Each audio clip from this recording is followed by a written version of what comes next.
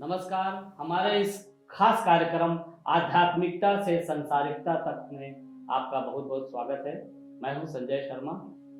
हम आध्यात्मिकता की बातें तो सुनते हैं, काफ़ी कुछ जानते भी हैं, समझते भी हैं, और संसारिकता को किस तरह से इसके साथ जोड़ा जाए, इसको लेकर ऊहा-पोह में नज़र आते हैं। हमारे साथ स्पिरिचुअल मास्टर हैं, आध्यात्मिक गुरु कह लीजिए। अभी हार्टफुलनेस संस्था के ये वर्ल्ड मास्टर हैं, वर्ल्ड लीडर हैं कह लीजिए, और उनके साथ हम बैठे हुए हैं श्री कमलेश पटेल जी। तो कमलेश पटेल जी, आपका बहुत बहुत स्वागत है IBC 24 पर। सबसे पहले तो लोग यही जानना चाहते हैं कि ध्यान करें तो कैसे करें। जो लोग सुनते हैं ध्यान का नाम, जानते कुछ नहीं है, तो वो जानना चाहते हैं कि कैसे ध्यान करना चाहिए, किस तरह का ध्यान करना चाहिए, क्या किसी व्यक्ति का, क्या किसी भगवान का, क्या किसी चित्र का ध्यान करना चाहिए, कैसे होता है ध्यान, थोड़ा सा समझाएंगे। ये तो बहुत फंडामेंटल क्वेश्चन है। सबसे पहले आप सबको मेरा प्रणाम। और भाई साहब ने मुझे गुरु बना दिया, मैं तो किसी का गुरु नहीं हूँ। लोग बोलते रहते हैं, मैं तो हमेशा के लिए मेरे मालिक का शिष्य हूँ, और हमेशा शिष्य रहने में ही मज़ा है। ध्यान कैसे करें और ध्यान किस चीज़ पे करें, क्यों करें, तो मैं एक चीज़ आपको बताऊंगा। सबको सुखी रहना है, आनंदित रहना है। सुख और बेचैनी दोनों साथ में नहीं रहते हैं। जब बेचैन होता है दिल, तो आप सुख को पा सकोगे? नहीं हो सकेगा। और ये जो मन की हालत है, जहाँ रेस्टलेसनेस को निकाल के, बेचैनी को निकाल के एक तरह की एकाग्रता पे हम पहुँचे, वो मनन के सिवा नहीं हो सकता है। मन को मनन करने की बहुत ज़रूरियात है। और ये मनन कैसे करें जब तक हमारा माइंड फोकस ना हो। और फोकस माइंड कब हो सकेगा? जब हम ध्यान करेंगे। तब जॉइन द डॉट्स। हैप्पीनेस का रूट्स ध्यान में है। कैसे करें, किस पे करें? ध्यान करने के लिए सही गुरु की जरूरत है। Simple subjects like physics which are so limited, mathematics, chemistry, biology, psychology, literature, history, geography, इनके लिए हमारे पास टीचर्स हैं, सालों तक डगेटते रहते हैं। लेकिन जो सब्जेक्ट असीमित है, उसके लिए हमने कहीं ध्यान नहीं दिया, कोई है ना। उसके लिए तो हमें किसी को पकड़ना पड़ेगा, और जिन्होंने प्राप्त किया है। लेकिन आप सब ढूंढते फिरते रहो। उससे पहले मैं आपको बताऊं कि जब भी अच्छा गुरु मिलेगा, सही गुरु मिलेगा, आपके दिल को शांति मिलेगी। आप ध्यान करो या ना करो, उनकी पहलू में जब बैठोगे आप, तो उनका असर पड़ेगा ही। दूसरा चीज़, वो जब बताए कि ध्यान करना है, तो वो उनमें इतनी कैपेसिटी होनी चाहिए कि प्राणाहुति की वजह से वो हमें अपने चेतना के अलग अलग स्तर पे ले जाए और हर स्तर का अनुभव कराए। तो यहाँ हार्टफुलनेस में हम वही करते हैं। मेरा रोल क्या है as abhyasi, as a follower, as a seeker, as a shishya. शिष्य को क्या करना चाहिए? बस इतना ही, आंख बंद करो और ख्याल करो कि इस ईश्वरीय प्रकाश मेरे हृदय में ऑलरेडी है ही है, ढूंढने की जरूरत नहीं है। मुझसे सिर्फ प्रार्थनामयी होके इतना बताना है कि मुझे आपका अनुभव करना है, बस। दूसरी बात कि जब ये गुरु जी हमारे हैं, वो हमको ट्रांसमिट करते हैं, ये प्राणाहुति, योगिक ट्रांसमिशन, जो हमें अंदर एकदम समाधिवश कर देते हैं। आप अपने घर पे हो, आपको यदि अभी चाहिए, अभी भी जब हम यू कर रहे हैं, 10 मिनट के बाद या 15 मिनट के बाद जब आप टीवी बंद करोगे, आपके मन में चेष्टा होएगी, मैं आपको एक सिटिंग और मेडिटेशन सेशन करवाऊंगा। आप जहाँ भी हो बैठो, आंख बंद करके, और सिर्फ इतना सोचो कि मेरे हृदय में ईश्वरीय प्रकाश मौजूद है। मैं यहाँ से आपको ट्रांसमिट करूँगा। जब भी ये बात सुनो, आज नहीं तो कल, प्रार्थना ईश्वर से करो, हम आपको योगिक ट्रांसमिशन देंगे, प्राणाहुति का स्रोत आपकी ओर भेजेंगे। और आप उनका अनुभव करने के लिए कैपेबल हो जाओगे। लेकिन ये एक के दिन के लिए नहीं है, आप जब भी चाहे ये कर सकते हैं, लेकिन ज़रूरी है प्रशिक्षक जो हमें सिखा सकें। जी इनिशिएशन करना, दीक्षा लेना ज़रूरी है। ये तो मैंने एक बार के लिए जी। जस्ट टेस्ट के लिए बताया है हाँ है ना। तो आपके श्रोतागण को ये बड़ी अपॉर्चुनिटीज है कि आज वेनेवर दे चाहें कि जब भी चाहे आज या कल टाइम मिले बैठ जाए और इतनी ही ईश्वर से प्रार्थना करनी है कि मुझे प्राणाहुति का अनुभव, हार्टफुलनेस का अनुभव करना चाहिए, करना है। सवाल ये भी उठता है, खासकर जब आप प्राणाहुति की बात कर रहे हैं, ये एक तरह का एक मास्टर की एनर्जी कह लीजिए, चाहे वो मास्टर मौजूद हो या नहीं हो, तब भी मास्टर की एनर्जी एक जो जिज्ञासु है उसके हृदय में उतरती है, ऐसा माना जाता है, उसी को प्राणाहुति कहा जाता है। तो एक इस तरह की चीज़ों में लोग एक तो आजकल कम ही यकीन करते हैं, उनको आप क्या कहना चाहेंगे? यकीन नहीं करते हैं वो तो अच्छा है, हम्म, क्योंकि बहुत लोग मिल जाते हैं जिन पे हमें यकीन करना भी नहीं चाहिए। कितने लोगों पे करोगे, है ना। लेकिन आप तो अपने बेडरूम में ध्यान कर रहे हैं, करोगे, यस, आपका कुछ जाने वाला तो है नहीं, आपको कुछ छूने वाला भी नहीं है, आपकी प्राइवेसी में आप ध्यान करोगे और आपको अनुभव होगा, हम आप वहाँ हो, हम या इधर है। और जब अनुभव होगा तभी विश्वास होगा, जब विश्वास होगा तभी अपना फेथ डेवलप होएगा, फेथ होएगा तभी प्रेम जगेगा ईश्वर की ओर। तो ईश्वर में मानना एक दूसरी बात है और सही में उनको उनका अनुभव करना वो दूसरी बात है। सही है। ईश्वर को माने या न माने, ध्यान किया जा सकता है। जरूर, ध्यान करने से ही पता चलेगा कि वो क्या है। अभी जो है यूथ जो है, खासकर हमारा भारतवर्ष में तो बहुत ज़्यादा युवा वर्ग जो है बहुत चीज़ों में उलझा है। वो कभी अल्कोहल भी कर लेता है, कभी बाकी मीट वगैरह तो समाज में है। लोगों के मन में शंका रहती है कि ये चीज़ें क्या स्पिरिचुअलिटी में जाने के लिए ठीक है, नहीं है। कोई स्पिरिचुअल बनना चाहता है तो क्या ये बाधा उत्पन्न करती है? इस तरह के भी सवाल उठ रहे हैं, तो इसका थोड़ा सा बताएंगे आप। कहा गया है, मैं फार्मासिस्ट हूँ, यूएस में प्रैक्टिस किया है करीबन 30 साल तक। तो कभी कभी हम एडवाइस देते हैं कि जब आप ये दवा ले रहे हैं तो ये खाना चाहिए, ये खाना नहीं चाहिए। जब टेट्रासाइक्लिन लेते हैं तो लोग कहते हैं बेटे ये दूध के साथ पी ले, लेकिन दूध के साथ आप टेट्रासाइक्लिन लोगे तो उसका कोई फ़ायदा ही नहीं है। कई दवाएं ऐसी होती है कि जो बटर के साथ ली जाती है तो फ़ायदेमंद होती है मक्खन के साथ, फॉर एग्जांपल ग्रिजियोफोल्विन। वैसे कई दवा ऐसी होती है कि हमें सुबह लेने की होती है, उसको शाम को नहीं ले सकते हैं। कई ऐसी दवा ऐसी होती है कि जो शाम को लेनी है, सुबह नहीं ले सकते हैं। कई ऐसी होती है खाने से पहले लेनी पड़ती है, कई ऐसी होती है खाने के बाद नहीं होनी पड़ती है। आध्यात्मिकता में जो हमारी यात्रा है ईश्वर की ओर, जो हम पिलग्रिम्स हैं, हम यात्री हैं ईश्वर की ओर जाने वाले, ये रास्ता जिसने पकड़ा है उनका जीवन करनी भी ऐसी होनी चाहिए कि जो उसके साथ मिल जावे जी, है ना। हम संत बनना है और चोर लोगों का कंपनी रखना है, वो तो होएगा नहीं, है ना।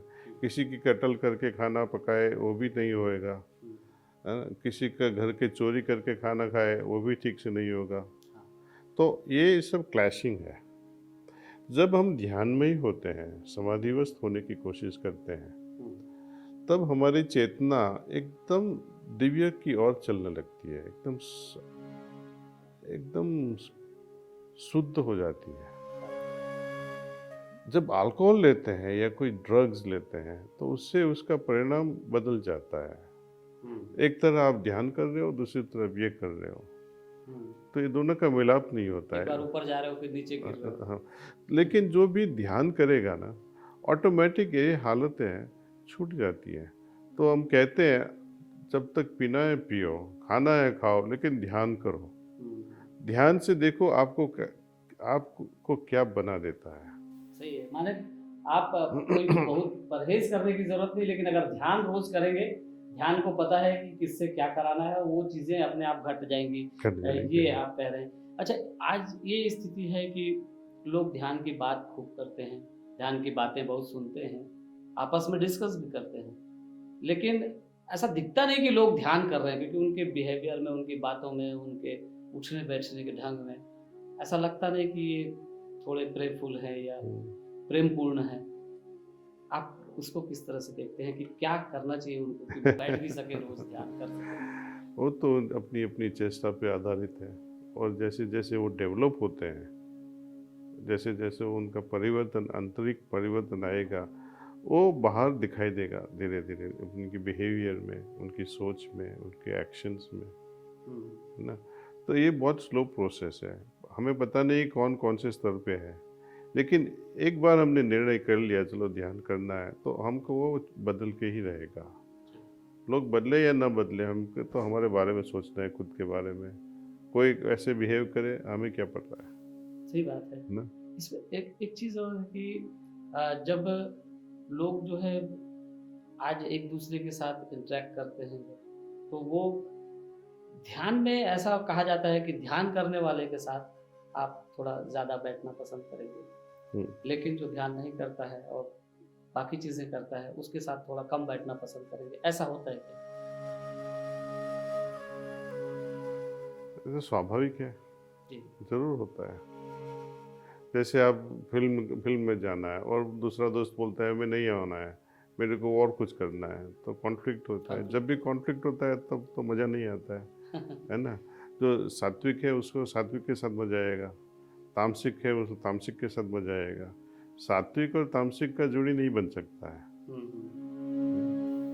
युवा वर्ग काफ़ी तनाव में रहता है आजकल, तो ये तनाव मुक्ति के लिए मेडिटेशन और आध्यात्मिकता के लिए मेडिटेशन, इसको किस तरह से आप देखते हैं, क्योंकि आजकल दोनों चल रहा है? मैं तो आपको याद करवाऊंगा 1800 समटाइम 1899 या 1897 स्वामी विवेकानंद को एक प्रश्न पूछा गया था कि भारत देश का उद्धार के लिए आध्यात्मिकता की कितनी ज़रूरत है। उन्होंने बताया मेरे देश के लोगों के लिए एक रोटी की ज़रूरत है, ईश्वर की ज़रूरत नहीं है। आज के युवा भी कुछ चाहते हैं, वो भी आध्यात्मिकता चाहते हैं, ऐसा नहीं है कि वो नहीं चाहते हैं। उनको भी अंदर, ईश्वर के अंदर होके खुद ही को भूल जाना है, लेकिन जब वो नहीं मिलता है तो ड्रग्स में चले जाते हैं, अल्कोहल में चले जाते हैं, वो भी भुला देता है। मतलब टेम्पररी चीज़ है, वो दूसरे खराब रास्ते, बेकार रास्ते पे चला देता है। जब उनकी नेसेसिटीज़, उनकी ज़रूरियात फुलफिल हो जाए, वो बेकार चिंतित है। चिंतित इसलिए है नौकरी नहीं है, नौकरी मिलती है तो लोग उनका फ़ायदा उठाते हैं, दुख होता है उनको, बेचैनी आ जाती है ना। घर में भी परेशान है लोग, तो जल्दी शादी कर ले, लेकिन जब तक इनकम नहीं हुए शादी कब हुए। माता पिता भी चिंतित है, उनकी चिंता की वजह से ये भी चिंतित है। तो अभी both of them they are in tremendous pressure. तो ऐसे समय पे ईश्वर की इनको ज़रूरत नहीं है। ये सुलझाओ, पहले ये करना है, रिलैक्स, पहले रिलैक्स हो गए। लेकिन रिलैक्स कब होएगा? आपके पास टेंशन है, नौकरी नहीं है, आप ध्यान कैसे करोगे, है ना। तो उसके लिए पहले कैपेसिटी लानी है। नौकरी चाहिए, पहले पढ़ाई करो, दिल से पढ़ाई करो, कुछ बनो। जब हम कुछ बनते हैं तो सामने से लोग पूछने आएंगे आप हमारे लिए करोगे। When we are the best, तो लोग हमारे पीछे पड़ेंगे। हाँ हाँ, सही है ना। अच्छा, एक चीज़ है कि आज जिस तरह का माहौल है, हमारा जो है पूरा सिस्टम आर्थिक उस पर केंद्रित हो गया है, पूरा सिस्टम में पैसा धन प्रमुख हो गया है। ऐसी स्थिति में जब परिवारों में लोग रहते हैं, उनके पास अपनी बहुत ज़रूरतें हैं, उनको अपना परिवार देखना है, घर देखना है, ऑफिस देखना है, टाइम की भारी कमी रहती है, तो आप क्या सजेस्ट करेंगे, किस समय उन लोगों को अगर ध्यान करना है तो कैसे, एक तो टाइम निकालें, दूसरा अगर करना है तो कौन सा समय आप बेहतर समझते हैं? आज का ये प्रश्न नहीं है, वो हमेशा का प्रश्न है, शाश्वत है। शाश्वत है। कि सब लोग बोलते हैं मेरे पास समय नहीं है, ध्यान में कैसे करूं। मैंने भी बिजनेस किया है, rolling business, even now going on in New York city. जब मैं काम करता था business, I had multiple businesses at the same time running. सुबह तो कोई अपने बिजनेस पे आने वाला नहीं है, आप क्यों चिंता करते हो, उस समय ध्यान कर लो। हाँ। है ना। यहाँ पे अपने देश में सब लोग का बिजनेस कब शुरू होता है, 10 बजे 11 बजे। वहाँ 9 बजे शुरू हो जाता है, कई बार 8 बजे शुरू हो जाता है। तो हमें एडजस्ट करना पड़ता है कि दुकान पे या इंडस्ट्री पे हमें 8 बजे पहुँचना है, तो 7 बजे घर से निकलना पड़ेगा। 7 बजे घर से निकलना है तो 6:30 बजे ब्रेकफास्ट ख़त्म करना पड़ेगा। 6:30 बजे ब्रेकफास्ट ख़त्म करना है और आधा घंटा मेडिटेशन करना है, तो 6 बजे मेरे को स्टार्ट करना है। 6 बजे मेडिटेशन स्टार्ट करना है तो 4:45 को नहाना है, 5:30 को उठना है। तो we can plan like that see. और जब हम मेडिटेशन करते हैं, पूरे दिन का प्लान अपने दिमाग में आ जाता है। लास्ट मोमेंट पे हम कुछ छोड़ते नहीं है। जब ध्यान करते हैं तो पूरे दिन का प्लान हमारे दिमाग में आ जाता है। क्या नहीं करना है वो एकदम हमारे दिल को लपक जाता है। तो वो जो नहीं करना है उसमें हम टाइम बर्बाद नहीं करते हैं, तो टाइम बहुत बच जाता है। सही है। नहीं तो आप करोगे बाद में छोड़ते हैं, दूसरा करेंगे, वो जो नहीं करना था बाद में छोड़ते हैं, वो टाइम बच जाता है। जब हम ध्यान में ही होते हैं तो हमारे पास बहुत टाइम हो जाएगा, क्योंकि जो गलत करना है वो बंद हो जाता है। बहुत अच्छी बात आपने कही कि हमें ये तो पता है कि हमें करना है, हमें ये नहीं पता कि क्या नहीं करना है, और नहीं करने वाली चीज़ों को करने लगते हैं तो हमारा टाइम चला जाता है। तो ये एक बचत टाइम का, इससे बहुत अच्छी बचत हो सकती है। एक सवाल ये भी रहा है हमेशा से, लोग ऐसा मानते हैं, जैसा आपने अभी अभी कहा कि अगर आपको 6 बजे ध्यान करना है, बैठना है ध्यान में, 5:45 नहाना पड़ेगा। ध्यान के लिए नहाना पड़ेगा क्या, या नहाना ही नहीं और भी बहुत सारी चीज़ें, लोग सोचते हैं कि ध्यान करना है तो ये चीज़ें करनी होंगी, इसकी अनिवार्यता है क्या? स्नान कर ले तो अच्छा है, शरीर शुद्धि तो जरूरी है। जब आप एकदम स्वेटी एंड परस्पायरिंग होए और ध्यान करो तो थोड़ी सी बदबू से भी ध्यान डिस्टर्ब हो सकता है ना। जब हम नहाते हैं तो पूरे शरीर स्फुरित हो जाता है, ताजगी रहती है, और ताजगी से हमें ध्यान करना है। और ध्यान करने के बाद तुरंत उठना नहीं है, like spring you get up and run, as if एक काम हो गया और भागना है। लोग पूजा कैसे करते हैं, दिया जलाया, अगरबत्ती जलाई, ओम नमः शिवाय ओम नमः शिवाय करके भागते हैं। बाद में भगवान को उठा दिया, भगवान कुछ कहना भी चाहता है तो सुनने को तैयार नहीं, वो भाग गया। वैसे ही हम जब ध्यान करते हैं, ध्यान के बाद जो हमारी आंतरिक हालत होती है उसको पहचानना है। वो पहचानने के बाद उसको हमारे साथ, ऐसे जैसे कंजूस आदमी कैसा कमाता है और छुपा देता है, तो वैसे ही हम जब आंतरिक रूप से, जब आध्यात्मिकता हमारे अंदर बहती है, आंतरिक शक्ति बढ़ती है, आध्यात्मिक शक्ति बढ़ती है, हालत बढ़ती है, तो उसको पकड़ना है, कंजूस की तरह पकड़े रखना है मानसिक रूप से। ये वही है जो कबीर ने कहा, हीरा पायो गांठ गठियायो। बस भाई बहुत बढ़िया आपने बताया। और उसको पकड़ के मेंटल जो हालत है, आध्यात्मिक हालत, उसको पकड़े हुए जॉब पे जाए या बिजनेस में जाए, और वही हालत को रख के हम चलेंगे तो काम में भी असर होएगा, काम में भी बरकत आएगी इसी। अगर कोई रात को ध्यान करना चाहे तब भी नहाना पड़ेगा? आपको जरूर लगे कि जरूर है तो करो, नहीं तो बार बार नहाने की जरूरत नहीं है। जी है ना। आपको सुबह ध्यान किया, बाद में दोपहर को ध्यान करने की चेष्टा हो गई तो नहाने की जरूरत नहीं है। जी। एक एक चीज कही जाती है कि जब आदमी मेडिटेशन में जाता है, हम्म। ध्यान करने लगता है, अमूमन सभी पंथों में ये बात आती है कि कुछ कुछ अलग कुछ पावर उसके अंदर आने लगता है, हम्म। जो स्पिरिचुअल पावर वो कह रहे हैं, लेकिन आम आदमी के लिए शायद वो कुछ अलग पावर है, वो वैसा पावर नहीं है जैसा सामान्य आदमी के अंदर होता है। तो आप क्या देखते हैं कि इस तरह की पावर, मेडिटेशन करने से पावर कुछ जनरेट होता है अंदर, कोई शक्तियाँ जागृत होती है किसी तरह की? जागृत हो सकती है, जी। लेकिन सही गुरु होगा वो होने नहीं देगा। हुँ, यदि रावण के पास सच्चा गुरु होता उनके पास, तो उनको इतना डिस्ट्रॉय करने के लिए पावर नहीं देता। हुँ, हुँ, उनके पास भी कुंडलिनी जागृत थी, हुँ, उन्होंने क्या किया? भगवान के साथ लड़े, हुँ, उनकी बीवी को उठा गए। ऐसा पावर की क्या कहा? क्या सही है। कहा? और अगर है पावर तो उसे चुपचाप गाँठ गठियाए इस तरह छोड़ से। दो वो पावर, कभी भी हमारी उन्नति में सहारा नहीं देगा। एक आजकल बहुत चलन है पूरे दुनिया में आजकल, खासकर अफर्मेशंस की बातें लोग करते हैं कि आप क्या चाहते हो दोहराओ, जैसा वो जीसस का एक वचन दोहराते हैं कि तुम मांगो तो तुम्हें दिया जाएगा, तुम खटखटाओ तो तुम्हारे लिए हम्म। द्वार खोला जाएगा। इसको आप किस तरह से देखते हैं?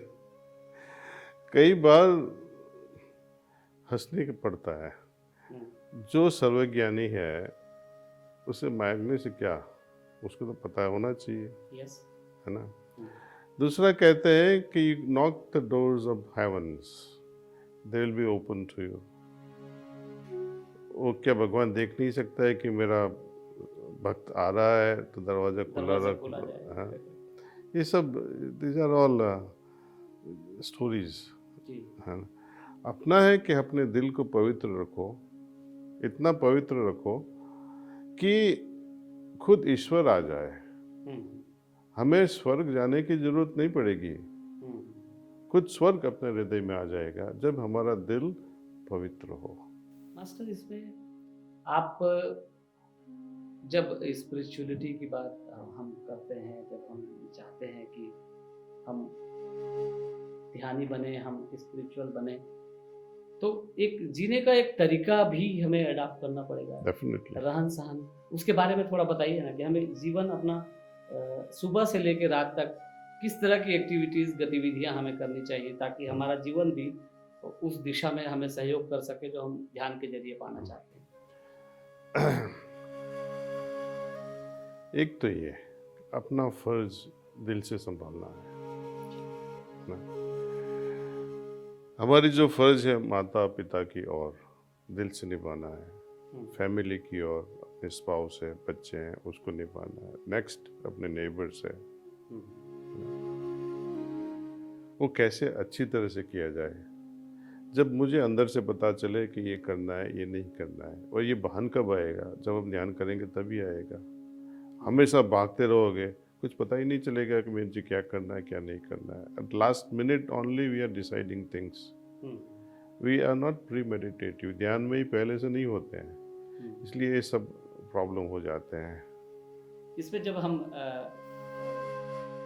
जीवन शैली की बात करते हैं, जीवनचर्या की बात करते हैं कि हम किस तरह का जीवन जिएं कि हम अध्यात्म की ओर आगे बढ़ सकें, तो एक सवाल लोग ये भी पूछते हैं कि फिर किस तरह से उसमें पूरा तालमेल बैठेगा। एक तरफ आपके पास परिवार है, आप खुद ध्यान करना चाहते हो, परिवार में बहुत सारे लोग नहीं है जो ध्यान नहीं कर रहे हैं, आपका अपना काम का अपना एक अलग प्रकृति है, आपकी आध्यात्मिकता, संसारिकता, परिवार, लोग, इस सब के बीच तालमेल को लेके सवाल उठता है। करना पड़ता है, हाँ। पहले तो हम देखेंगे कि आध्यात्मिकता और भौतिक जीवन कैसे बैलेंस किया जाए, इंटीग्रेट करना है, एक वेदा लानी है। जब हम बिजनेस करते हैं या नौकरी पे जाते हैं और मन में ईश्वर की याद में रहते हैं, वो काम में हरकत तो नहीं करेगा, है ना, क्योंकि काम फिजिकली है, उनकी याद हमारे दिल से है। जो आध्यात्मिक हालत हम पैदा कर चुके हैं ध्यान के बाद, वो यदि हम अपने काम में भी लगाए रखें वो आसान से हो जाता है। कई बार लगता है कि ये नहीं होगा, दो काम साथ में, काम भी करना है और अंदर ईश्वर की भी याद रखनी है। ये तकलीफ जैसा लगता है ऐसे। लेकिन जब आप देखोगे, जब बच्चा साइकिल चलाता है कितनी बार गिरा होगा, लेकिन एक दिन ऐसा आ जाता है वो हाथ छोड़ के भी साइकिल चलाता है, ट्रैफिक देखता है, गाना गाता है, दोस्तों के साथ बात भी करता है और पैडल भी चलाता है। कितने सारे काम एक ही साथ कर लेता है अभ्यास से। तो अपना कॉन्शियस जो माइंड है वो सबकॉन्शियस बन जाता है। Right? और जब रहनी कहनी जो अपने संत लोग बताए गए हैं, कबीर साहब कुछ कहते हैं, ऐसे जियो जैसे द कल्मिनेशन ऐसे होए कि अपना पानी समंदर में गिरे और समंदर बन जाए। हाँ, श्री कृष्ण भगवान कहते हैं आप स्थित प्रज्ञ होकर जीवन जियो। जैसे कमल गंदे पानी में होते हुए भी उसका असर नहीं होता है। ये बहुत आसान चीज़ है बोलने की, लेकिन जब हम कोयले की खान में जाते हैं तो सफेद शर्ट तो बचेगा नहीं, काला होने ही वाला है। संसार में आध्यात्मिकता के साथ जाएंगे तो ये होना ही है। जितना आप पवित्र बनोगे उतना असर आप पे पड़ेगा ही, लेकिन आपका मन विचलित नहीं होना है। नहीं होगा, बाहर से कुछ हो सकता है, मन थोड़ा विचलित भी हो सकता है, राइट। पर जब हम ध्यान में एकदम डूब जाते हैं, जब आत्मा के साथ हम जुड़ जाते हैं, हमारा अटेंशन, फुल अटेंशन, तो धीरे धीरे धीरे तो हमने जो एब्जॉर्ब किया है एट ए मेंटल लेवल, जो गंदगी आ गई उसको भी निकाल सकते हैं। योगिक साधना में हमारे हार्टफुलनेस में वो क्लीनिंग मेथड्स बताते हैं कि हम उसको कैसे साफ करते हैं। अपनी जो मेंटल टेंडेंसीज है, जिनको वृत्ति कहते हैं, वृत्ति को कैसे निकाला जाए, तो उससे सही ढंग से निकल जाती है। और आजकल ज़माने में अपने जो पहले क्वेश्चन पूछा युवा, मैं कहता हूँ कि युवा जब ठीक से 2 थिंग्स को अपनावे, जो एडिक्शन है ये फ़ोन का और कंप्यूटर्स का, उसको कम कर दें। हम नहीं कहते कि फ़ोन यूज़ मत करो, ये बड़ा एडिक्शन हो गया है। और दूसरा, सही टाइम पे सोना, 8-9 बजे 10 बजे जल्दी सो जाओ। तो ये जो सर्केडियन रिदम है, अपने सूर्य चंद्र का जो रिदम है, सूर्य सो जाता है तो हम भी उसके बाद थोड़े समय के बाद सोने में अच्छा है, क्योंकि हमारे न्यूरोलॉजिकल जो सिस्टम है, फिजियोलॉजिकल सिस्टम है, वो उनकी वजह से इफेक्ट होती है। युवा में जब होते हैं चलता है 1 बजे तक 2 बजे तक, नहीं जाओ सोएगा तो चलेगा, लेकिन जब अब थोड़े थोड़े उम्र बढ़ेगी तब असर पड़ेगा। लेकिन युवा में हमने इतना अब्यूज़ किया है बॉडी को, और बाद में उसका परिणाम भुगतना ही पड़ेगा। और बड़े बड़े, अभी आपने पहले ज़माने में इतने कैंसर, इतने रोग नए नए जो निकलते हैं, इतने नहीं थे। लोग बोलते हैं कि उस समय डायग्नोसिस नहीं था, नहीं ऐसे गलत बात है। लेकिन आज इतना रोग बढ़ गए हैं, और वाईफाई और ब्लूटूथ एंड टेलीफोन, ये telephone towers, they are racking. I mean radiation. मैं आपको आध्यात्मिकता का प्रश्न नहीं है और इस सिचुएशन भी नहीं है, लेकिन एक बर्निंग सिचुएशन है। आप स्कूल्स में या कॉलेज में आप देखोगे, बच्चों के पास एक एक्सपेरिमेंट कराओ, जैसे मूंग जी उसके अंकुर फूटना है, राइट, उस पर एक्सपेरिमेंट करो, प्रयोग करो। 4 कप ले लो, 4 कप, 10 सब में 10 ग्राम मूंग डाल दो और थोड़ा पानी डाल दो, जैसे जिसकी वजह से वो उसका अंकुरीकरण हुआ है। और 4 को 4 अलग अलग हालत में रखो। एक को वाईफाई स्टेशन के पास रखो, दूसरे को ब्लूटूथ के पास रखो चालू रख के, तीसरे को फ़ोन ऑन करके रख दो, चौथे को आप जहाँ ध्यान करते हो या पूजा करते हो वहाँ रख दो, और चारों का टेम्परेचर, ह्यूमिडिटी सेम रखो, लाइट कंडीशन सेम। 1 हफ्ते के बाद आप जब उनकी ग्रोथ देखेंगे तो ताज्जुब होएगा और पता भी चलेगा कि वाईफाई का असर क्या होता है। इलेक्ट्रोमैग्नेटिक फील्ड है चारों तरफ, रेडिएशन है, इससे बहुत दिक्कतें होती है इससे। लेकिन एक चीज़ और होता है, टाइम वेस्ट होता है बहुत सारा। बहुत सही है सही है। और ये आध्यात्मिकता का भौतिकता के साथ समन्वय लाना बहुत आसान चीज़ है, बहुत ही आसान चीज़ है, बट लेकिन उसकी शुरुआत ध्यान से होती है। लेकिन इसमें समाज को आप किस तरह से समझाएंगे, क्योंकि पूरा समाज ये मानता है कि सांसारिकता अलग बात है, भौतिकता, और आध्यात्मिकता अलग बात है। लोग ये मानते हैं कि आध्यात्मिक होना है तो ठीक है, एक एज के बाद, शायद 60 साल 50 साल के बाद वो सोचते हैं कि इस तरफ जाना चाहिए। जब तक यंग हैं, 50 साल के नीचे हैं, तब तक संसार में रहो, मजे करो। आप इसको क्या कहेंगे? बेवकूफ़ी। जब आप बोलेंगे 50 साल के बाद या रिटायरमेंट के बाद मैं ध्यान करूंगा, नहीं हो पाएगा, बूढ़े हो गए। जब आधा घंटा, पौने घंटा, 1 घंटा जब बैठना है, कैसे बैठोगे आप? सो नहीं पाते हो, बैठोगे कैसे? सही है, तब तो है नींद ना? भी नहीं आएगी। नहीं। और आप पहले पूछ रहे थे कि रिलीजन, धर्म और आध्यात्मिकता में फर्क क्या है? हाँ। जमीन आसमान का फर्क है। हम्म, धर्म हमें सिखाता है ईश्वर है,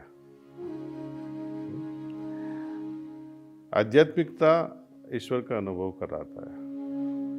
ये तो बहुत बड़ा फर्क हो गया। लोग कहते हैं मैं ईश्वर में मानता हूँ। आप माता जी से पूछिए या पिताजी से पूछिए या किसी दोस्त को पूछिए और ग्रैंड मदर से पूछिए, नानी को पूछेंगे कि आप ईश्वर में मानती हो नानी, तो नानी शायद गुस्सा भी करेगी, ऐसे बेवकूफ़ी के क्वेश्चन क्यों पूछती हो मुझे, है ना? मानते हैं। हम मानते हैं। आप पूछे क्यों मानती हो नानी, थोड़ी तो बताओ। हम्म, मेरी माँ ने कहा था, हम्म, बोलेगी, या मैंने शास्त्रों में भी देखा है। लेकिन आप उनको इंसिस्ट करोगे, आप क्या कहते हो, हम्म, आपने अनुभव किया है? नहीं। तो जो लोग कहते हैं मैं नहीं मानता हूँ, वो क्वाइट ऑनेस्ट है। हाँ, तो वो कहते हैं हम नहीं मानते क्योंकि हमने अनुभव नहीं किया है। वो सीधी बात है। सही है। वो असलियत ऐसी होनी चाहिए कि मैं नहीं जानता कि ईश्वर है या ईश्वर नहीं है, वो कॉन्फिडेंटली तो हम नहीं कह सकते हैं। हम्म, लेकिन जब उनका अनुभव हो जाए तो बाद में सब सवाल खत्म हो जाएंगे।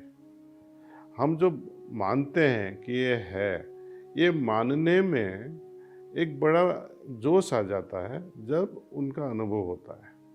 तो मानने से खोजने की इच्छा भी नहीं होती, हम तो मानते हैं, जानते हैं हाँ, उसको। मान लिया, वो तो सुपरफिशियल है। हाँ। खोज क्यों करेंगे? हम्म, ये सही बात बताई है आपने। तो मानना है, तभी मानना है जब उनका एहसास हो जाए, अनुभव हो जाए, हम्म। उनके उनकी प्रॉक्सिमिटी से, उनकी नज़दीकी से हमें कुछ फर्क महसूस हो। आध्यात्मिकता से आपने कहा ईश्वर को अनुभव किया जा सकता है। ये अनुभव, अब ये सवाल उठेगा जो लोग इसे सुनेंगे, ये अनुभव किस तरह का होगा? क्या वो एक व्यक्ति है, कोई दाढ़ी वाला है, कौन है, किस तरह का दिखेगा? ये अनुभव किस फॉर्म में होगा? हम तो, ये टीवी इंटरव्यू है कि आध्यात्मिक का? वेल एनीवे, तो मैं एक सवाल और पूछता हूँ, आपको ही पूछता हूँ कि आपने शंकर भगवान की तस्वीर देखी है? अभी तो बहुत शंकर भगवान की मूवीज़ भी आ गए है ना, वेरियस प्रोडक्शंस। हर जगह पे बताते हैं लॉर्ड शिवा कैलाश पे बैठे हैं, ध्यान मग्न। हम्म, आपने योग पुरुष लॉर्ड कृष्णा का भी देखा होगा तस्वीर। योग पुरुष फॉर्म में जब बोलते हैं तब वही ध्यान रूप में होते हैं, वो भी पद्मासन लगाए बैठे हैं ध्यान में। राम, श्री राम, माता सीता, हनुमान और लक्ष्मण, उनको भी आपने ध्यान में बैठे हुए, खड़े हुए देखा है, आंख बंद करके बैठे हैं। ऋषि मुनियों की जब हम तस्वीर देखते हैं वो भी ध्यान में बैठते हैं। किस चीज पे ध्यान करते हैं वो लोग? श्री कृष्ण भगवान अवतार पुरुष है, उनको ध्यान की क्या जरूरत है? लॉर्ड शिवा को क्या जरूरत है? तो हमें किस चीज पे ध्यान करना है, किस ईश्वर पे ध्यान करना है? तो यदि आप कहोगे मुझे इस ईश्वर पे ध्यान करना है, तो एजम्पशन हो गया, और उसमें हमारा सीमित अप्रोच हो जाएगा। तो इसलिए हमें प्रार्थना करनी है। प्रार्थना वही हृदय रखना है कि ईश्वर मैं तो जानता नहीं हूँ आप कौन है, ये भाव रखना है अपने दिल में। मैं नहीं जानता हूँ कि आप ये रूप में हो या वो रूप में हो, वो भी पता नहीं है। कृष्ण की तस्वीर है लेकिन ये तो पेंटर लोगों ने बनाई है अपनी इमेजिनेशन से। राधा के साथ बहुत रोमांटिकली खड़ा कर दिए उनको, गोपियों के साथ नचाया है उनको, ये हकीकत नहीं है। राम भी और हनुमान भी, उनको बंदर बना दिया, वो एक्चुअली प्रिंस थे। लेकिन वो मुद्रा इसलिए स्टोरीज में बनाई कि उनका जो अप्रोच था सेवा करने का, वो कभी सोचे नहीं, जैसे बंदर नहीं सोचते हैं। इसलिए उनका स्वरूप ऐसा बना दिया, कुछ सोचना ही नहीं। जब ईश्वर का ऑर्डर आवे, सोचो मत, कर डालो। प्रतीकात्मक। हाँ, so it is a indirect example, he was not a monkey. सही। उस तरह जब हम लॉर्ड शिवा की ओर देखते हैं, कितने साल आप ध्यान करोगे? और हम जब कहते हैं और राजा जनक की जब एग्जाम्पल लेते हैं, तो हम पाते हैं कि कबीर साहब जैसे भी लोग 10 साल 15 साल, कई संत ऐसे हो गए कि 8 साल की उम्र में उनको सब कुछ प्राप्त हो गया, ईश्वर साक्षात्कार हो जाता है। रामकृष्ण परमहंस को देखो, छोटी सी जिंदगी में उन्होंने पा लिया। स्वामी विवेकानंद को देखो। और ये लोग इटर्नली ध्यान करते हैं, परमानेंटली 24/7। वो क्या आनंद की तरफ आया जाता है, जैसा कि ऐसा कहा भी जाता है। कुछ लोग सोच सकते हैं कि शायद कोई मूर्ति वहां मिलेगी, लेकिन बेसिकली वो क्या है, सिर्फ आनंद। आंखों से हम मूर्ति देख सकते हैं। एक एग्जाम्पल है, बच्चों को दिखाना पड़ता है कि देखो ये भगवान है, आंखों से देखना है। लेकिन अपनी आंतरिक आंखों से, अपने दिल से, तो हमें अनंत को ही देखना है, निराकार को ही देखना है। यदि आकार के पास आप फिक्स हो गए तो हमने फिक्स कर लिया कि यही भगवान है, जो नहीं है, जो नहीं, वो धर्म के द्वारा बताया गया बताया, वो तो इशारा है कि ये भगवान हो सकते हैं। ये सिंबल है जिसमें भगवान है, सब जगह भगवान है। हम कहते हैं सर्वव्यापी है, तो इसमें ही क्यों है? तो जब सब जगह है तो इसमें एक आखिरी सवाल आपसे कि जब स्पिरिचुअलिटी की, ध्यान की, आध्यात्मिकता की बातें होती हैं तो बहुत सारे लोगों को बहुत सारी चीज़ें सुनी हुई हैं, जिसमें ये चक्रास की बात होती है, सहस्त्रार और कुंडलिनी शक्ति, ये वो। आम आदमी के लिए इनकी ज़रूरत है क्या? और आम आदमी को ध्यान में जाना है, तनाव मुक्त होना है, आनंद से रहना है, इसके लिए क्या मंत्र आप देंगे? हृदय पे ध्यान करो, प्राणाहुति का यूज़ करो। और ये सब ध्यान जो हम सिखा रहे हैं, ये सब फ्री है, मुफ्त में है। हमारे गुरु जी कहते हैं ये ब्रह्म विद्या हमें हमारे गुरु से मिली है, मुफ्त में मिली है। और हम इस चीज़ को भी मुफ्त में बांटना चाहते हैं। सवाल किया जा सकता है कि हमारी संस्कृति, भारतीय संस्कृति, आध्यात्मिकता को बेचने देगी? नहीं, उसको, इसके लिए कुछ ट्रांजैक्शन बिजनेस नहीं हो सकता है। लेकिन आजकल लोग ये क्रिया करवाएंगे, वो क्रिया करवाएंगे, ये क्रिया करोगे तो इतना पैसा, वो क्रिया करोगे तो इतना पैसा। ये धंधा जो लोग करते हैं उसे भाग जाओ आप, है ना। और हमारे पास ये ऐप्स भी हैं, फ़ोन ऐप्स हैं, जो लोग जानते हैं कैसे यूज़ करना है ऐप्स को। आपको जब भी ध्यान करना है उसको यूज़ करो। आपको पर्सनली कोई ट्रेनर की ज़रूरत है कैसे ध्यान किया जाए, हमारी साइट है heartfulness.org, नहीं तो DAAJI DAAJI.org, उसको विज़िट करो। वहाँ पे सब कुछ मिल जाएगा इन्फॉर्मेशन आपको कि अपने शहर में प्रशिक्षक है कि नहीं, आश्रम है कि नहीं, मेडिटेशन सेंटर। क्योंकि हमारे दुनिया में, अपने इंडिया में तो ठीक है, लेकिन पूरी दुनिया में वी हैव ऑलमोस्ट 11,000 प्रिसेप्टर्स नाउ, जिनको हम प्रशिक्षक कहते हैं, जो वॉलंटरीली सबको सर्विस देते हैं। और हमारे जो मेरे गुरु जी थे, बाबूजी महाराज, है ना, जिनकी तस्वीर यहाँ देख रहे हैं आप, एक खास करके एक वेस्टर्न अभ्यासी आए, बताया $50 देख के, साहब थैंक यू, तो देखते रहे कि $50 ये बेवकूफ़ मुझे क्यों दे रहा है। तो बोला कि आपने हमें ये सिखाया, तो कि वापस God is not for sale के, ईश्वर बिकाऊ नहीं है, इसकी खरीदी की जाए तो आप कितना दोगे हैं, और आप ईश्वर को खरीद सकते हो तो आपको ईश्वर क्यों चाहिए। सही है। आपका बहुत बहुत धन्यवाद। Thank you. तो ये थे कमलेश पटेल जी, जो हार्टफुलनेस संस्था के जो है अभी वर्ल्ड लेवल पे लीडर हैं, और इन्होंने बता दिया साफ साफ, गहरे प्रश्नों के भी जवाब दे दिए हैं। अगर आप पहले से साधक हैं तो उसमें भी मार्गदर्शन आपको मिला है। आप पहली बार जुड़ रहे हैं और ध्यान को सीखना चाहते हैं, उसके लिए भी उन्होंने जानकारी दी है। और अधिक जानकारी चाहिए तो आसपास किसी भी जगह पर आप अपने इनके ध्यान केंद्र को ढूंढ सकते हैं। ध्यान करना जरूरी है ताकि तनाव मुक्त हो सके, और तनाव मुक्त रहेंगे तो शायद आनंद आएगा। इस कार्यक्रम में बस इतना ही। धन्यवाद।